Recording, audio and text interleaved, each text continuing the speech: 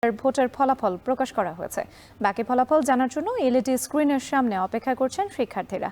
এ নিয়ে বিস্তারিত জানাতে কাজী নজরুল ইসলাম মিলনায়তন থেকে যুক্ত হয়েছেন মারুফ হাসান এবং বাইরের চিত্র জানাতে শহীদ মিনার প্রাঙ্গণ থেকে যুক্ত হয়েছেন রাকিবুল হাসান। প্রথমে চলে যেতে চাই মারুফের কাছে।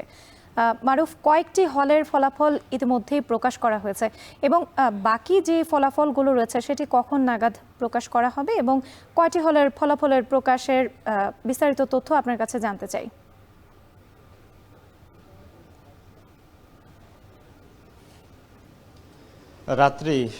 রাত ৯টা থেকে শুরু করে এখন পর্যন্ত ৫টি আবাসিক হলের ফলাফল কিন্তু প্রকাশ করা হয়েছে এবং আমরা দেখতে পাচ্ছি যে নির্বাচন কমিশনের পক্ষ থেকে যারা ভোট গণনার কাজে জড়িত আছেন তারা কিন্তু খুব দ্রুত সময়ের মধ্যে চেষ্টা করছেন এই ফলাফলটি দেওয়ার জন্য। আমরা দেখতে পাচ্ছি যে পিছনের যে জায়গাটিতে এখানে একসঙ্গে কিন্তু ৬টি ওএমআর রিডার মেশিনের মাধ্যমে কিন্তু ভোট যে গণনার প্রক্রিয়া সেটি কিন্তু চলমান আছে এবং দেখতে পাচ্ছি যে এখানে একটু পরপর আমরা বিভিন্ন হলের যারা পোলিং এজেন্ট আছেন তাদেরকে নিয়ে নির্বাচন কমিশন ভোটের যে ব্যালট পেপারগুলো আছে সেগুলো সর্টিং করছে এবং পরবর্তীতে এখানে যে ব্যালট পেপারগুলো দেওয়ার পরে রিডিং মেশিনে সেটার ফলাফল কিন্তু তারা ডাটা সংগ্রহ করছেন, পরবর্তীতে আনুষ্ঠানিকভাবে সেই ফলাফলগুলো ঘোষণা করছেন।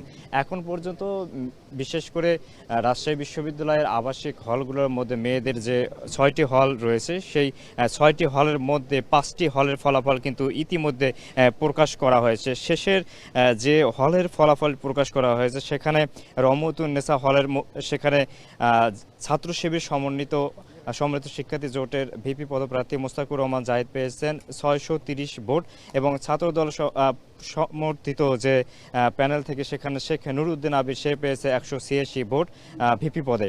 এদিকে জিএস পদে সালাউদ্দিন আম্বার আধিপত্য বিরোধী ঐক্যের যিনি প্যানেল থেকে নির্বাচন করেছেন তিনি পেয়েছেন ৫৮৯ ভোট এবং ফাহিম রেজা যিনি ছাত্র শিবিরের সম্মিলিত শিক্ষার্থী জোট প্যানেল থেকে তিনি পেয়েছেন ৩২০ ভোট এবং এদিকে AGS S M Salman Sabbir Chhatra Shibir থেকে সে পেয়েছে ৩৪৯ ভোট এবং জাহিন বিশ্বাস এশা ছাত্র দল থেকে সে পেয়েছে ২৮৯ ভোট। সব মিলিয়ে এখন পর্যন্ত আমরা দেখতে পাচ্ছি যে নির্বাচনের যে ফলাফল প্রকাশের সেখানে ছাত্র শিবির কিন্তু অনেকটা এগিয়ে আছে এবং ছাত্র দলের কিন্তু সে তফাৎটা আমরা দেখতে পাচ্ছি খানিকটা একটু গ্যাপ মনে হচ্ছে। রাত্রি রাকসু নির্বাচনের ফলাফলের এই ছিল এখন পর্যন্ত আমার কাছে সবশেষ। রাকসু নির্বাচনের ভোট গ্রহণ শেষে চলছে ভোট গণনার কাজ এবং সেটি কিন্তু ভেতরকার চিত্র আমরা দেখছিলাম। এবার একটু বাইরে যেতে চাই, রাকিবুল হাসানের কাছে একটু যেতে চাই। রাকিব, আপনার কাছে জানতে চাই যে বাকি ফলাফল জানার জন্য এই মুহূর্তে এলইডি স্ক্রিনের সামনে অপেক্ষা করছেন শিক্ষার্থীরা, তাদের সঙ্গে আপনার কথা হয়েছে কিনা, তারা কি বলছেন এবং বাইরের পরিবেশ আসলে কেমন দেখছেন?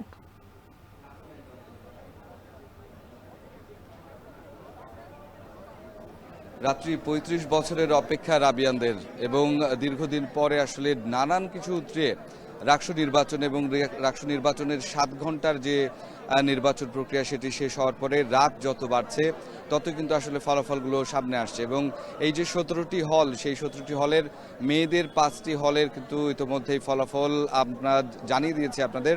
বাইরের যে চিত্রটি আসলে সবাইকে তো আসলে মিলনায়তনে সম্ভব হচ্ছে না, যে কারণে বাইরে কিন্তু দুটি জায়গায় বড় জায়ান্ট এলইডি স্ক্রিনে এই ফলাফলগুলো দেয়া হচ্ছে। ফলাফলগুলো আসা মাত্রই পুরো জায়গা জুড়ে আসলে উচ্ছ্বসিত হয়ে উঠছে শিক্ষার্থীরা এবং যে ফলাফলগুলো তারা আসলে দীর্ঘদিন থেকে আসলে জানতে চান বা ভোট দিয়েছেন, ভোট দেওয়ার পরে আসলে কাকে ভোট দিলেন, কে এগিয়ে থাকলো সেই বিষয়গুলোকে আসলে এই ফলাফলের মধ্যে দিয়ে পাচ্ছেন তারা এবং তারা উচ্ছ্বসিত হচ্ছেন।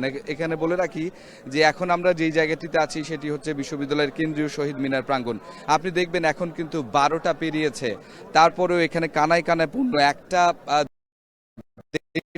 বাজে তারপরে কানায় কানায় পূর্ণ। শুধুমাত্র এটি তো একটি অংশ, পুরো বিশ্ববিদ্যালয়ের প্রায় ৭৫৩ করে প্রতিটি জায়গায় জন্য এমন উৎসবে মুখর হয়েছে। আমরা টুকিটাকি চত্বর দেখেছি, আমরা পরিবহন মার্কেট দেখেছি, আমরা কাজী নজরুল ইসলাম মিলনায়তনের পাশে যেই বড় এলইডি স্ক্রিন দিয়েছে সেখানে দেখেছি।